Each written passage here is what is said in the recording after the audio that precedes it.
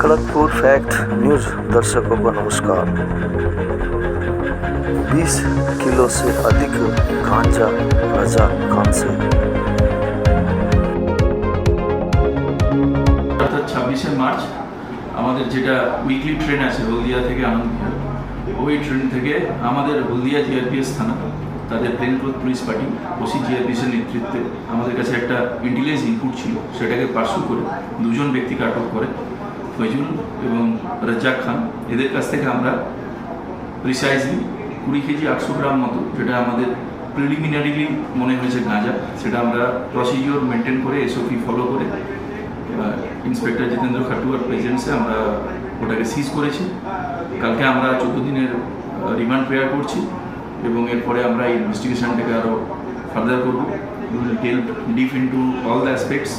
এখন পর্যন্ত প্রাইমা ফেসি আমরা যেটা পেয়েছি, ওরা দিল্লি জাহাঙ্গীরপুর এলাকায় এটা নিয়ে যাচ্ছিল এবং লোকালি এটাকে প্রকিউর করেছে।